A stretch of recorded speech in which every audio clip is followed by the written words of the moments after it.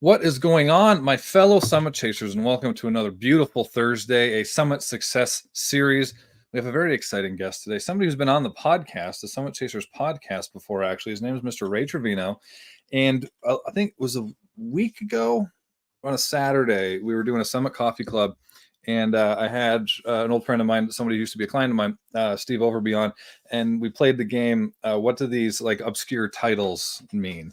You know, and there's some wild ones out there these days, and you go watch that one. There's like a technology evangelist and stuff like that. But anyways, and one of them was Chief Happiness Officer, and I had never seen that before until I saw Ray's LinkedIn profile. It's like, I wonder what that is, but I didn't bother looking into it too much until I had him on the podcast, and I was like, oh, this is what a Chief Happiness Officer is. He's absolutely embodies what it should be.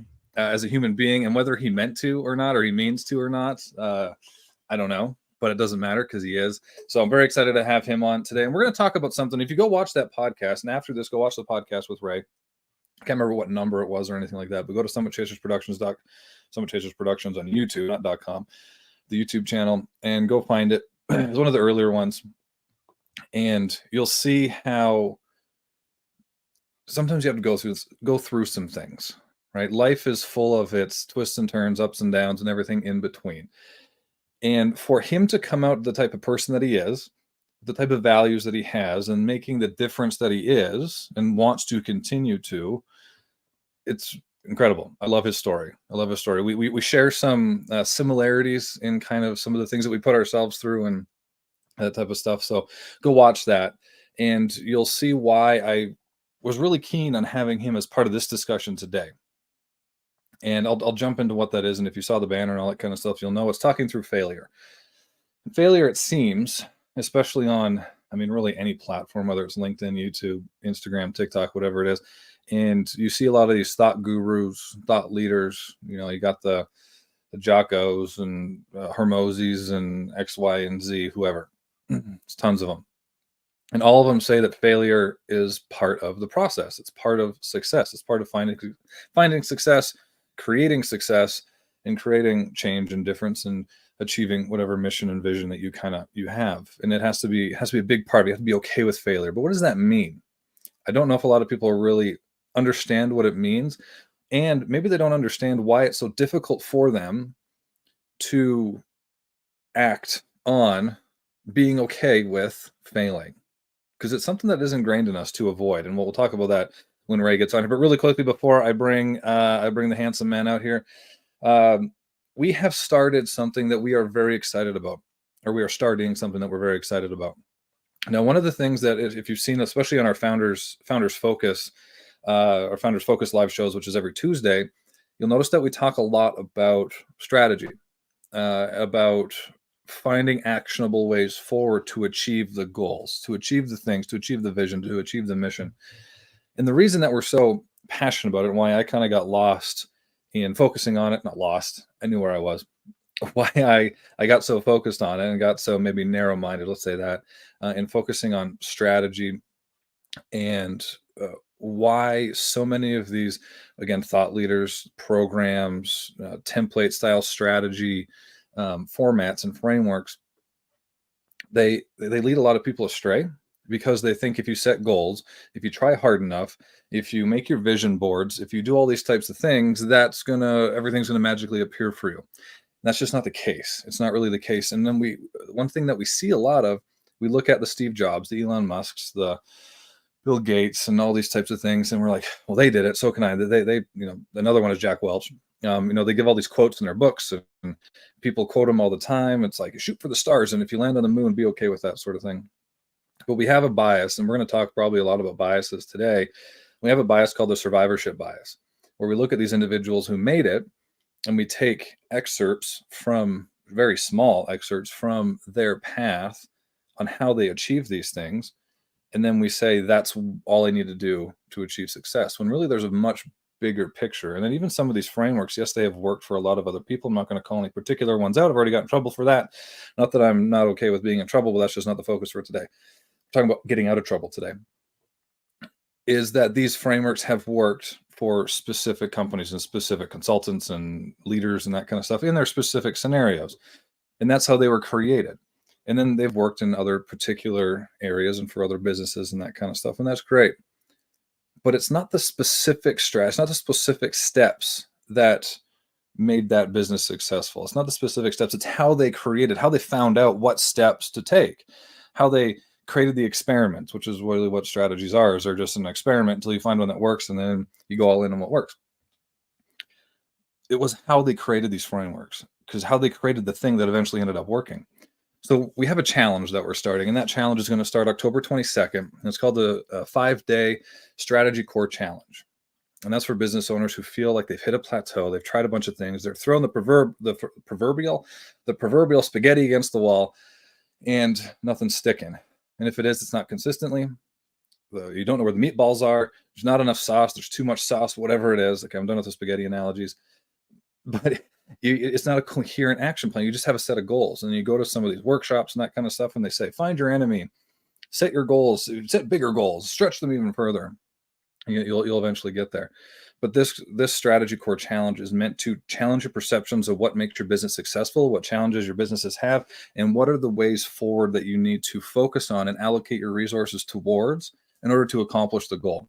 It's going to be a very 30,000 foot view, but it's going to challenge you to look at your business differently, get more clear on what you need to do, what you need to focus on, the strengths that you have that you can leverage, the weaknesses that you need to avoid or overcompensate for, and then how you can clearly create a plan forward, a coherent action plan forward. So that's going to be the plan of the 5-day challenge. Again, it starts October 22nd. It's going to be in about 90 minutes a night from Tuesday to Friday, from, I think it's 5 p.m.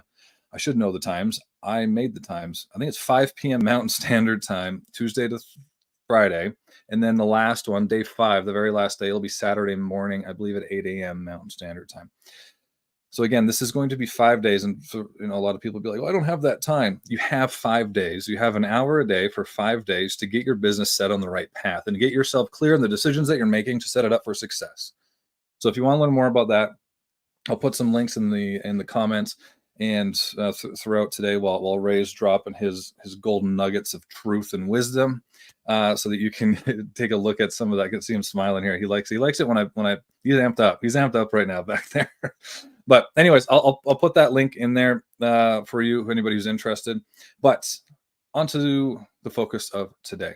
I've had Ray sitting in backstage long enough. Very excited to bring him to the stage, and I'm very thankful that he was able to come on today. But Ray Trevino, welcome, my friend. Zach, thank you so much for having me, man. I am so excited to speak about something that, it's near and dear to all of our hearts. It's something that we all go through and have gone through all of our lives. So thank you so much for bringing me on tonight. This is going to be fun. I'm pumped, dude. I'm jacked. I know. Well, you literally are. You look great. You look fantastic. Man, you're too kind. Right before this, you said that you were playing ball with your son. Yep. Yeah, we were throwing football in the backyard. We try and do that nightly. He's 7 years old and he's a football fanatic. So whenever I want to know scores, stats, I go straight to Ezra.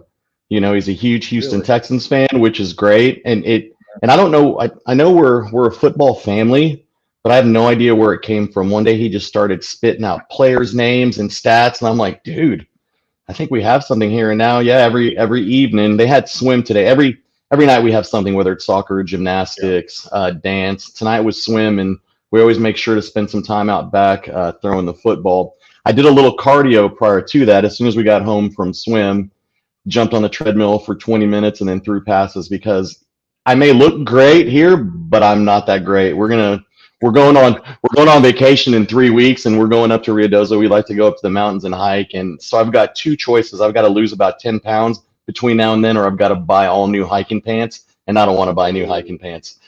It's like I'm at that in between, where it's like, man, but it won't be a fun hike. So, yeah. Good for you, man. No, Kids that's all. Well, you look great. I thought the camera was supposed to add 10 pounds. It looks like it took a few off. Hey, well, you always look awesome, dude. So thank you. This is actually just going to be us complimenting each other for half an hour. So yeah, heck yeah. So jump in. But anyways, I could literally do that with you. But like I said, so those of you that are here, and I see there's quite a few again on X is Crush and a few on YouTube. Go and watch after we're done here. This is live, nothing beats live, and watch his podcast episode. He went really in depth. It's kind of in his background, where he started, some of the trials and tribulations he went through, and kind of how that brought him to who he is now.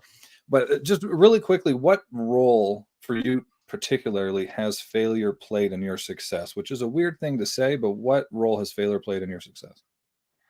Every single one.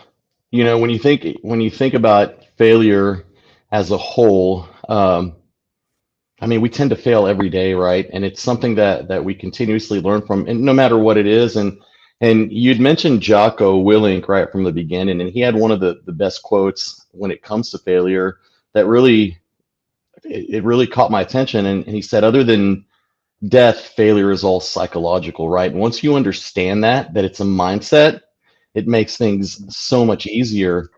But I have failed in so many ways, from business, right? I say, and my story. I started my first business when I was at my lowest and my darkest. I was about to go to prison. I had 3 DWIs, and I just did anything and everything to get a business started.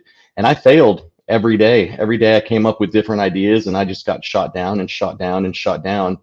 But I had no backup plan, right? There's a book, it's called Burn the Boats, which is something that's extremely crucial, right? If you focus on one plan and you know what it is, then you move towards that direction every day, and you'll eventually get your ship to shore. But there is no backup plan.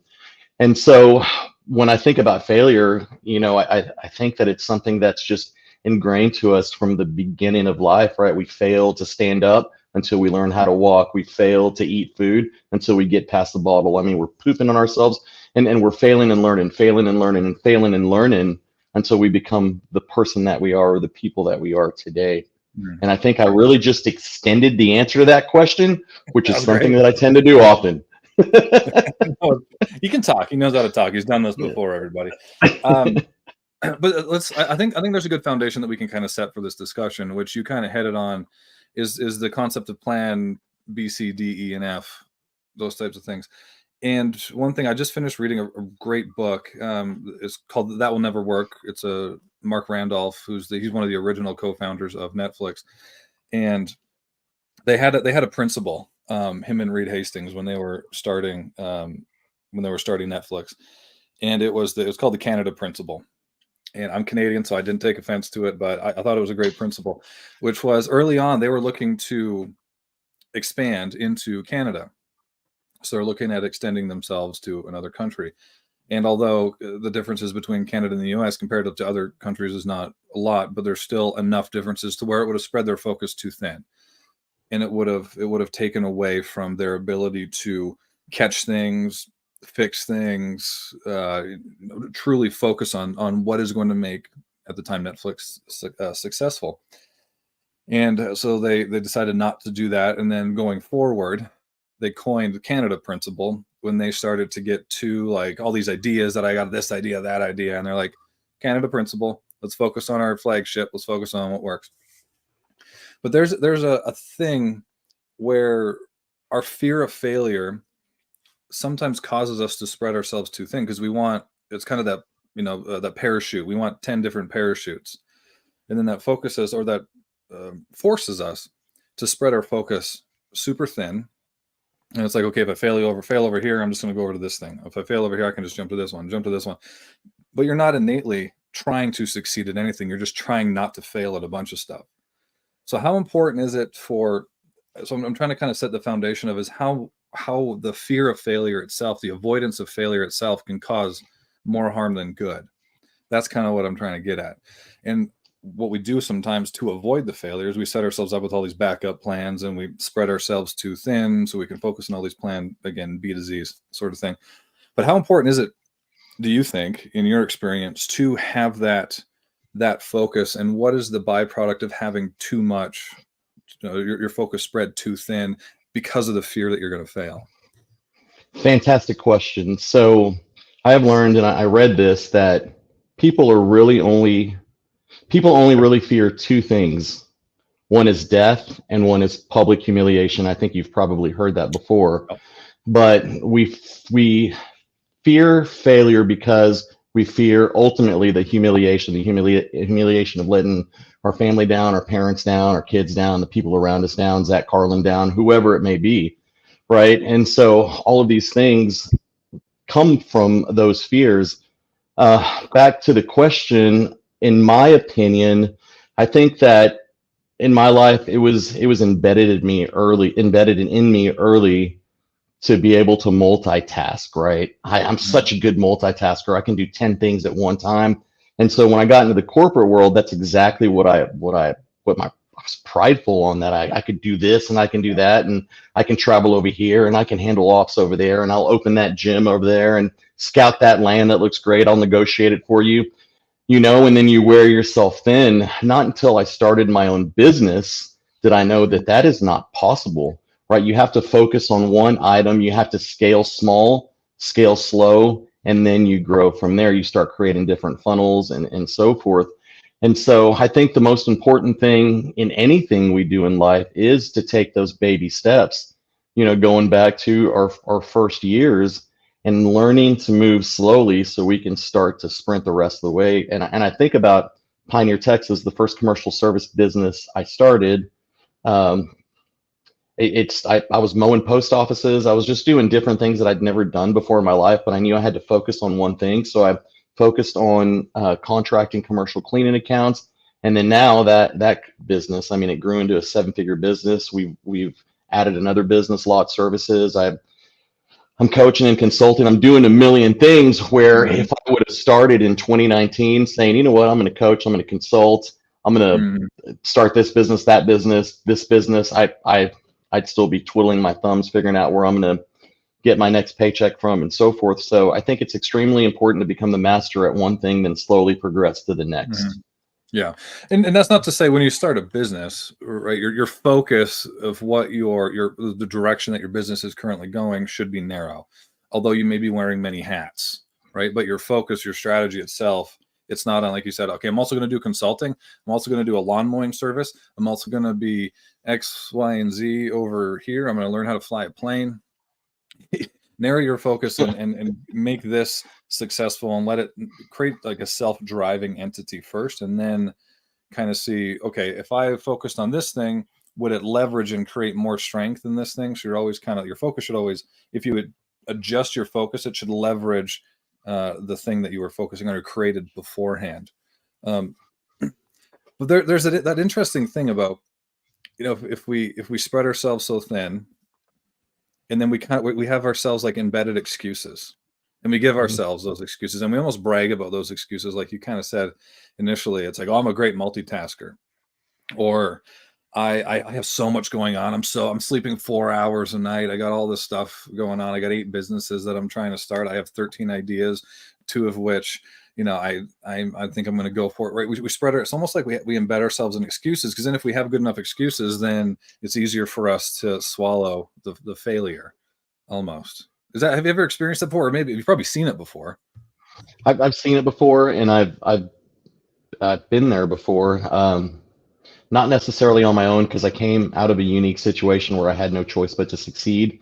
And although I did fail time and time and again, I couldn't find excuses. I just had to learn, in essence, and just grow from what I was learning. When I was in the corporate business, if something didn't work out, there was a million excuses why it didn't happen. and there's so many places where you can just brush it off um, onto.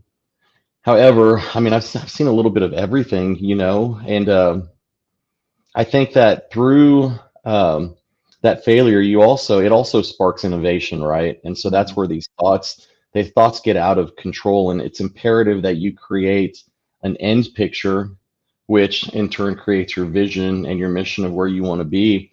And for me, I knew the vision was, my family, we're sitting at a beach house somewhere on the East Coast, drinking iced tea. I see my kids and their kids playing, so I knew it was a ways off, but not too far off. And then the next thought was, how am I going to get there? I can't even pay my mortgage right now.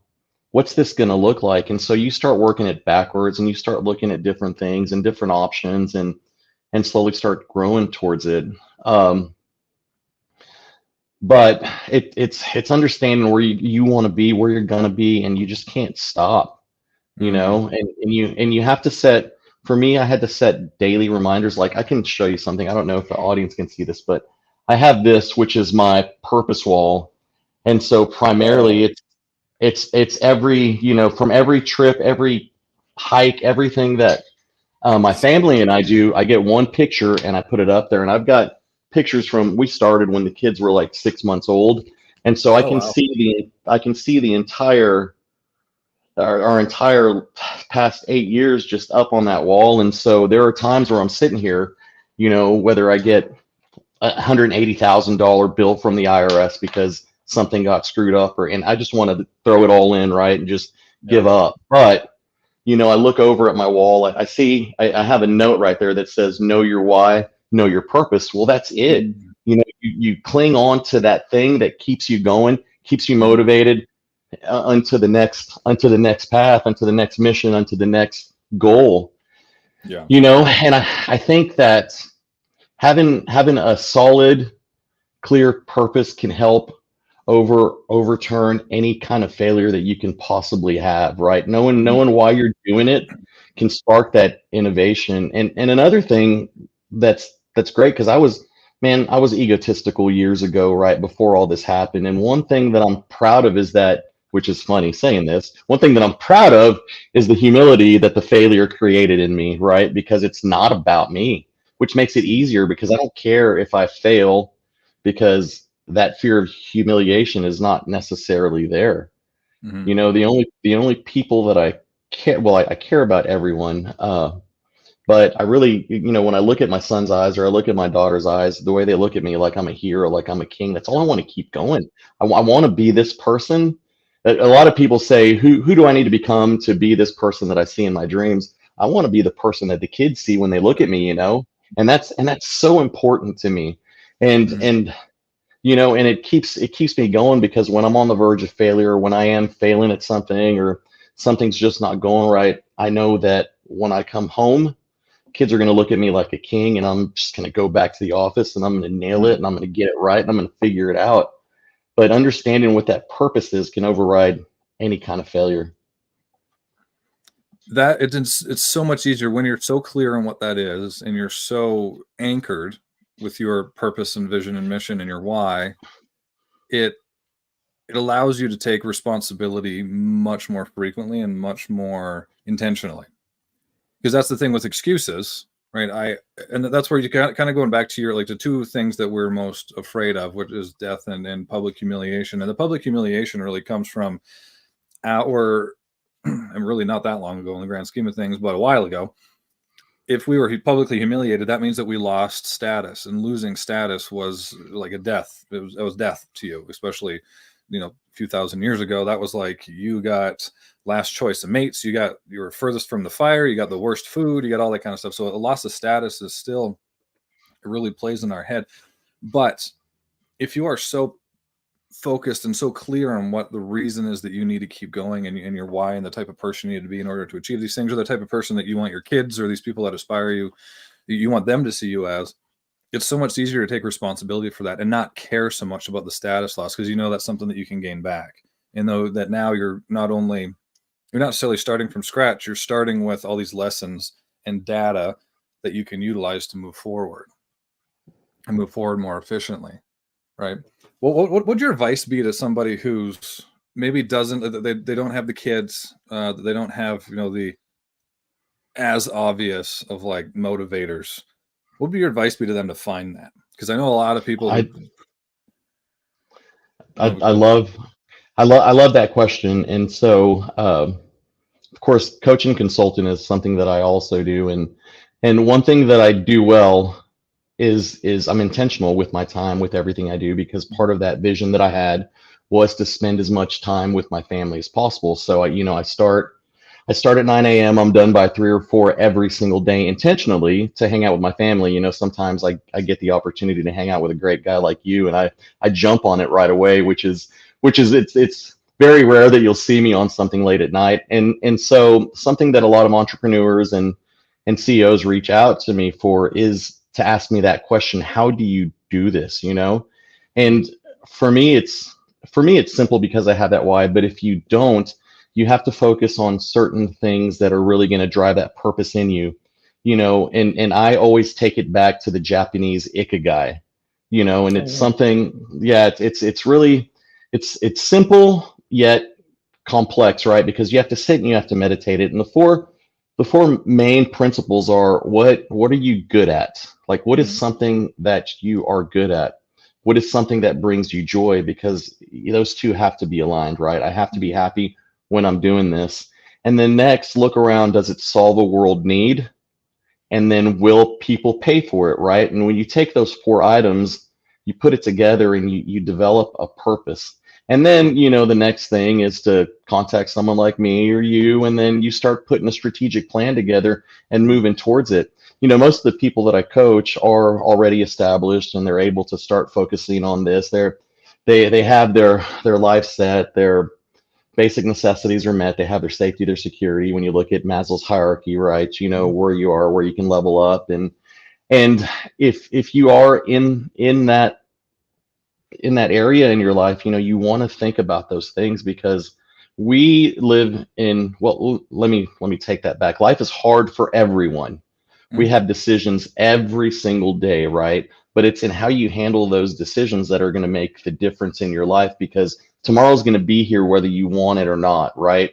And Mhm. so what you do today is going to impact tomorrow. So why not start focusing on something that really makes you happy?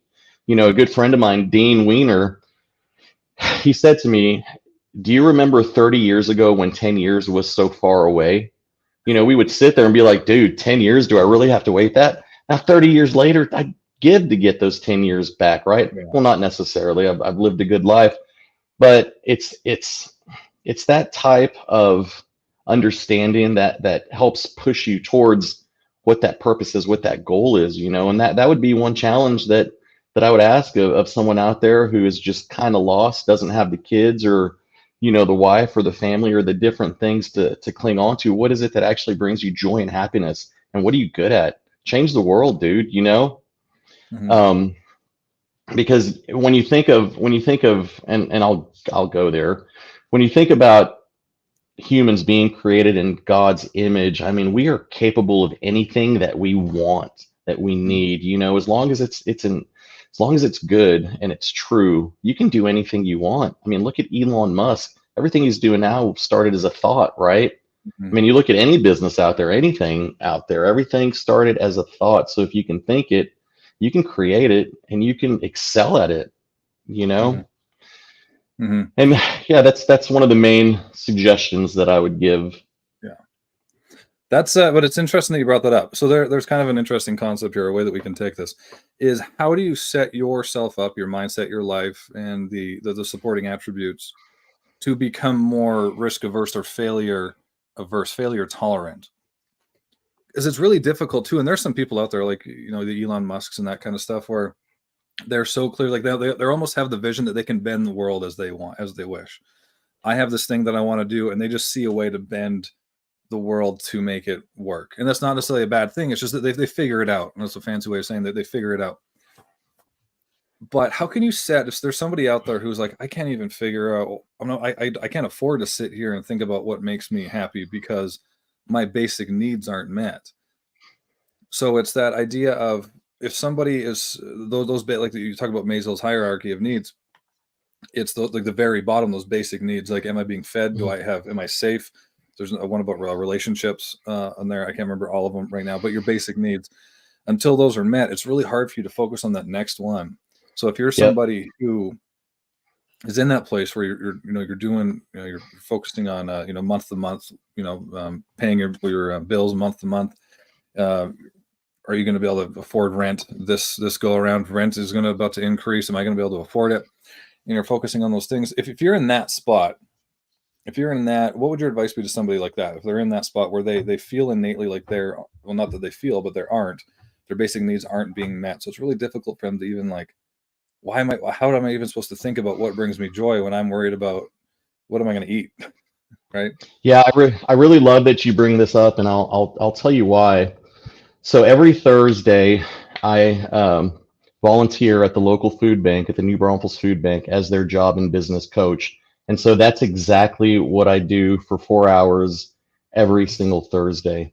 That came about, and I'm just going to tell you the background to that. So I was doing community service for my DWIs at the food bank, and I was working in the warehouse, and I would see the same people coming in every week, every week, every week. And I met the business coordinator there, who's now the director.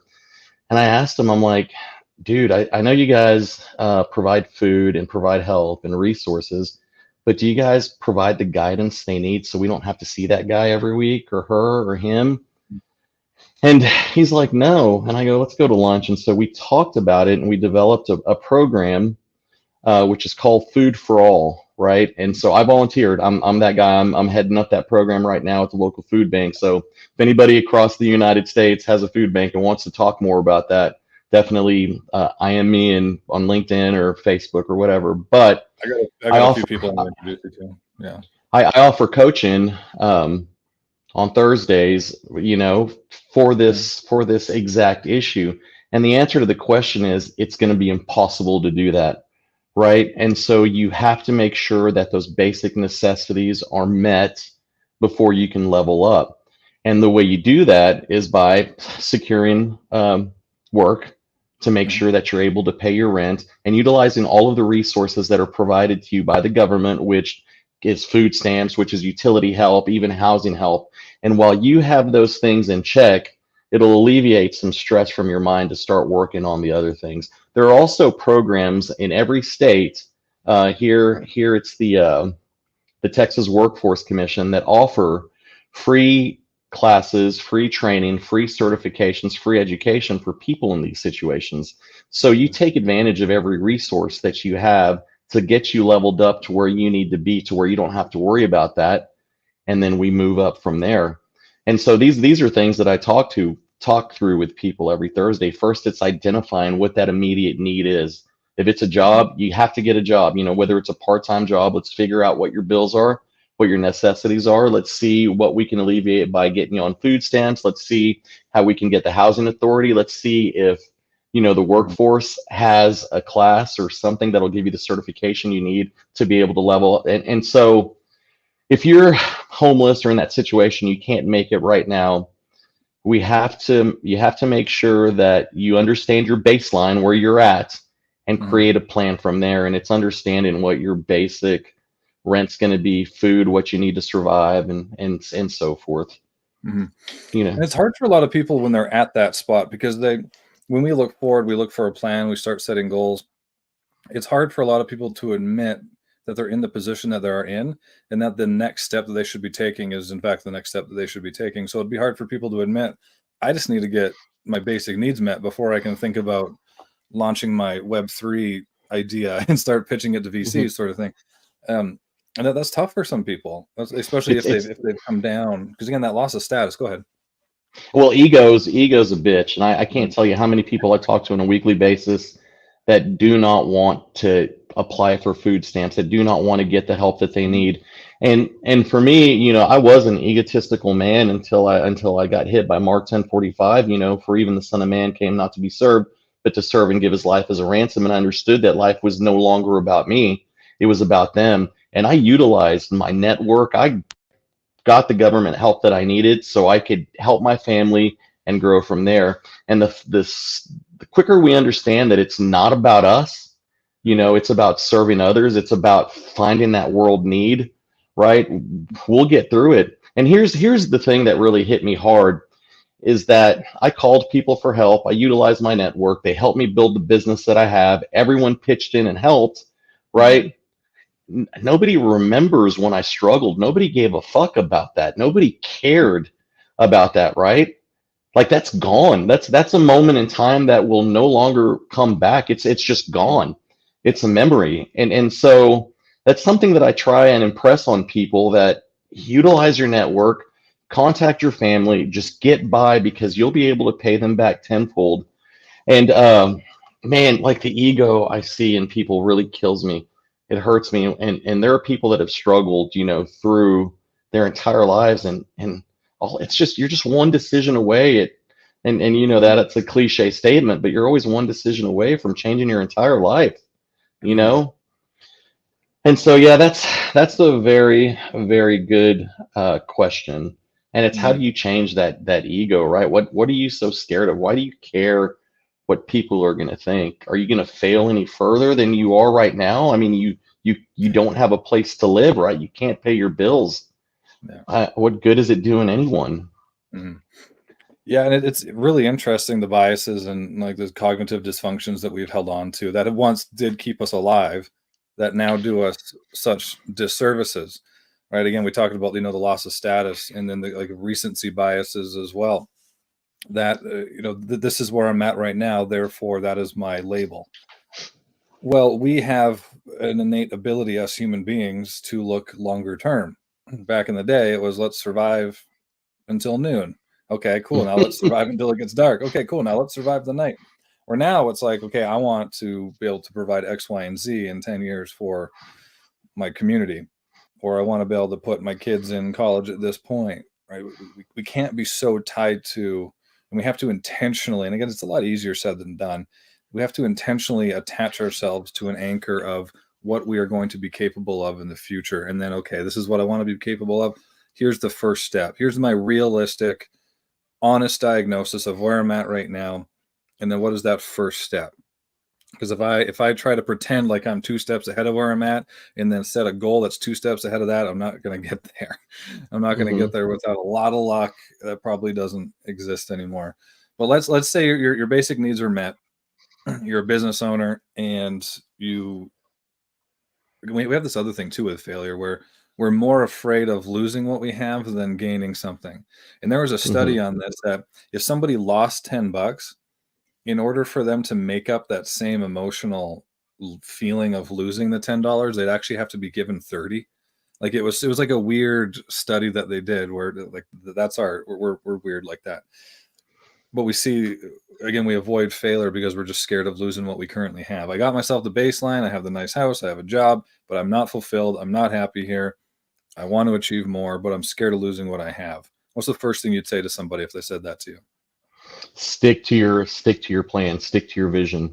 And I'll tell Mhm. you, as a business owner, I set a 20-year plan, I set a 10-year plan, and it doesn't always go according to plan, right? Mhm. We're 5 years in, and at the 5-year mark, I wanted to be at a certain number. Well, guess what? Shit happens. You hire the wrong person. They try and take your business. Like we lost 1.5 million over the last year. Yeah. Am I bitching about it? No, because we're still moving, we're still going, we still have cash flow. The business is still moving the way it's supposed to. So you keep punching away, you increase your market, and you keep going. You can't, you can't, you can't cry over spilt milk, right? I mean, Mhm. 1.5 million is a lot of milk, but you have to just keep going. Otherwise, that's going to kill you and it's going to destroy everything else because you're too paranoid to operate at the capacity that you truly have, Mhm. and it's like one of those things where you have this girlfriend that you truly love, and you screw up and then you make things worse, right, by just hounding and calling, and you become desperate. Desperation will kill you, and so Mhm. my thing is stay confident, stick to your goal, because you keep moving towards that direction. You think about what got you there in the first place, keep taking those steps. You're gonna win. You're gonna end up where you Mhm. need to be. Yeah. Gosh, I can't One tell you thing how that many setbacks we've had. there, well, I feel you there. It's The one thing that changed my kind of perception on failures is if you're going to fail quickly and fail small, fail as small as you can, and do it quickly and do it cheap as much as you can cheap. Yeah. And these days, especially in business, it's a little bit easier to fail cheap because there's, again, just technology and all this kind of stuff is so much more readily available. But it's seeing failures as redefining that word is into experiment. So I had a lot of experiments that did not have favorable outcomes, but they were experiments. We got data, we got outcomes, so then we could adjust how we move forward. So it's like reframing, because it used to be where failure means something different than it does now. Like we almost need a different terminology for it, which is why I switched it to experiment, because failure used to be absolute. It used to mean that you're dead or you lost status. And back in the day, if you lost status, if you lost status, it was much harder to get it back. Where now, that's not really the case. It's much easier to get that status back. Somebody's at the door, I think. They're trying to butt into the podcast. Mom, get the door. Can you hear that? What's that? The dog? Yeah, but in those experiments, what would your advice be to somebody who's just starting their business, and they have an idea? We call it like a leap of faith assumption. Like, I think that this is going to work. I think it could work, but I need to experiment, or I need to almost expect it not to work at the beginning. What would your advice be to them? Yeah, plan to fail. Plan to fail. That's something that I tell everyone. Plan to fail. Treat your failure as a baseline, right? As soon as you fail, if you fail, right, depending on the size of it, understand what your process was, understand where your process failed, restructure, and then go again. I think that any business owner or anybody planning to go into business should be planning to fail, because in my opinion, that's the only way you're going to be able to learn and see what works and what doesn't. But yeah, that's as simple as it gets. Just plan to fail and be ready for it, and don't treat it as a setback. Fail small. Yeah. There was I can't remember who was it? They gave a great example of this, where they had somebody that came to them and like, hey, I have this idea, and it was like loaning out clothes, or like a kind of like an Uber for, not an Uber, but like I can't remember what it was. They're going to start selling clothes or loaning clothes or something like that, probably selling clothes. And he was, instead of like, okay, don't get a website yet. Don't go, buy a bunch of new, fabric and clothing and all this kind of stuff. Get like 3 pieces of clothing that you want to be kind of like your flagship products, and then go knock on I guess this person was in college. Go knock on people's door and say, would you wear this? Would you wear this? How much would you pay for this? Would you wear this? Would you wear this? And like, it was that simple. And if nobody liked it, then start over again. And that was a lot cheaper than getting a website, ordering, 100 pieces of this product, this material, and then trying to sell it. Fail small. But I think the answer to the question is, do you have to fail in order to succeed? Absolutely not. You don't. No. You think no? Explain yourself. No, I think failure is a big part. Wait, and let me back up. So failure is a big part of life, and it is a big part of succeeding. But if you're starting something new and have failed in the past, there's no sense in failing again, right? Because you understand the process. For example, I just recently took on a role as CEO for the Rob Kelly Foundation. Rob Kelly is a beautiful, wonderful man. He is the addiction doctor. He's known all over the world, and he's had this foundation that he's been sitting on for over a year that hasn't gained much traction because no one's running it, right? He started the foundation, and it's him. And so him and I talk a lot. I had him on my podcast a couple times, and we've met up, and we had a long conversation, and he asked me if I would take on the role, and I said, absolutely. It's something I believe in. The foundation deals with families of people who are alcoholics or in addiction recovery, to keep families together. But, his idea was so grand. Like, we want to help homelessness and the kids and this and that. And there were like 10 different things.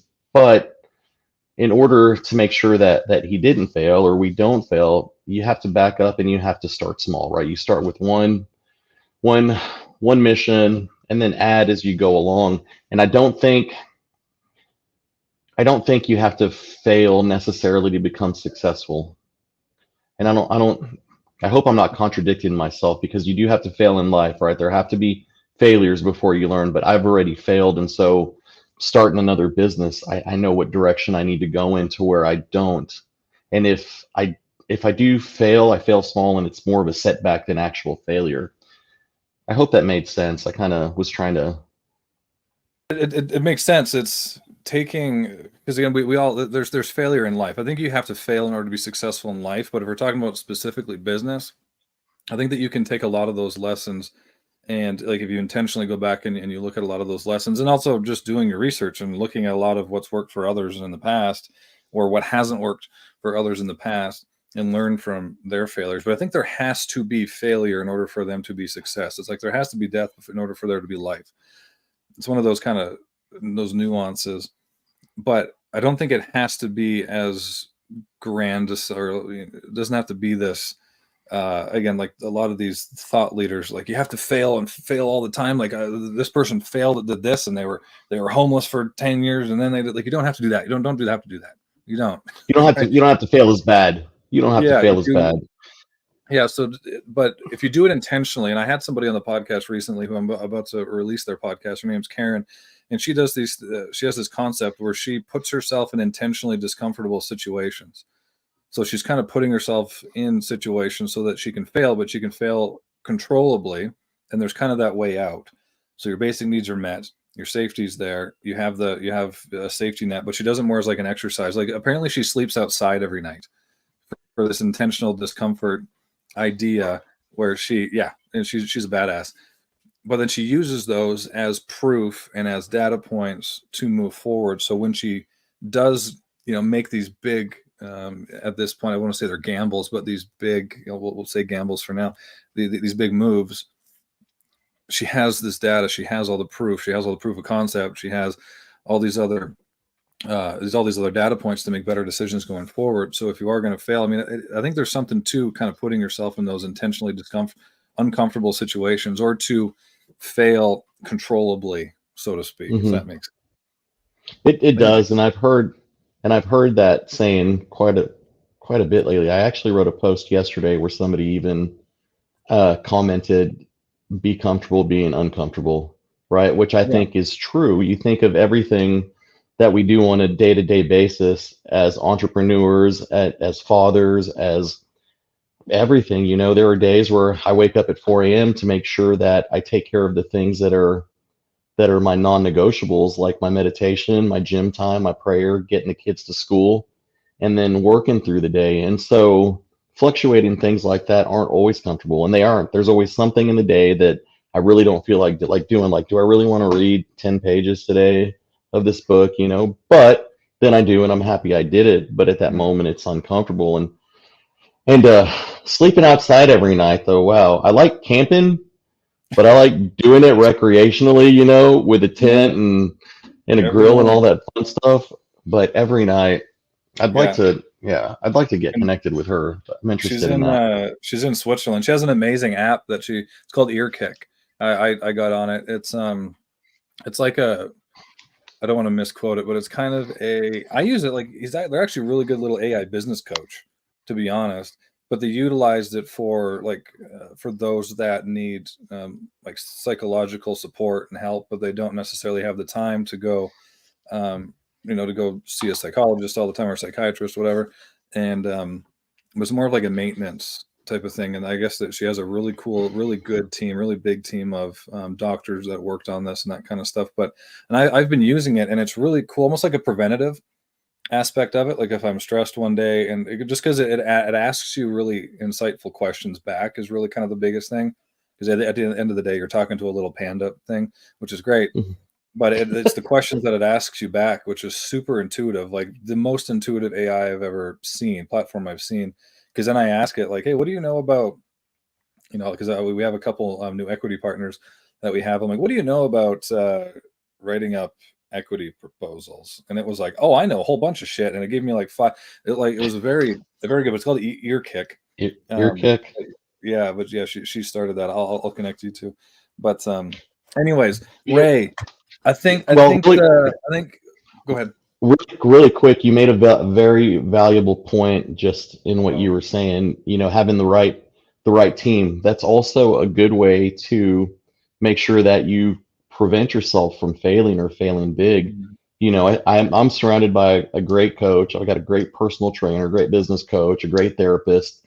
Like I have all of these people in line to ensure that I'm talking through these things that can ultimately lead to failure, lead to breakdown, or lead to mhm, whatever it is. So one of the biggest things that I can advise is getting involved with people who are like-minded and in line with what your vision is and connecting with them, you know, because people on LinkedIn and other websites will give advice all day long. I mean, connect with me. I'll be happy to chat with anyone. It's what I do for fun, right? And those are good ways to ask questions to ensure that you succeed and you're on the right path.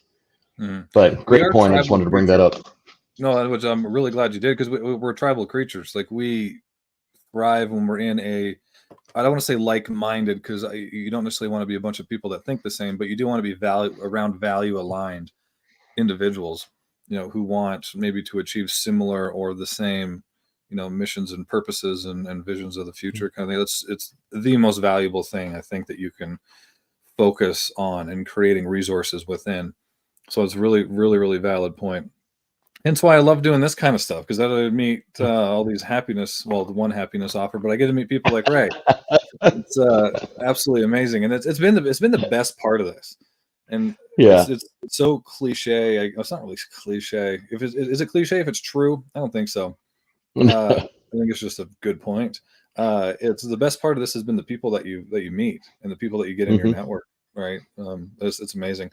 But I think we got to the point where you do need failure, but with intention and focus and getting the right people around you. You don't need to fail. It doesn't need to be these catastrophic failures that everybody kind of grandisizes.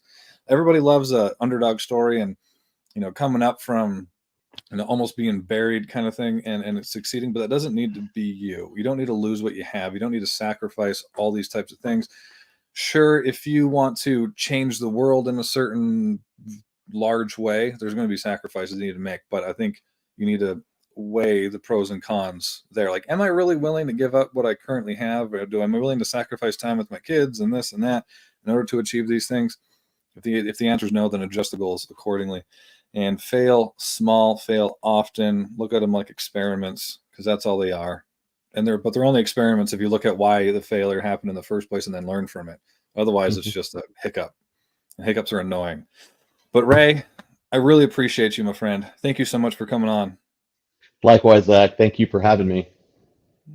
Amazing. All right, everybody. You heard it here. Failure is needed. Just do it smart, do it small, do it often. But we appreciate you. And until next time, everybody, keep chasing your next summit. Bye, everyone.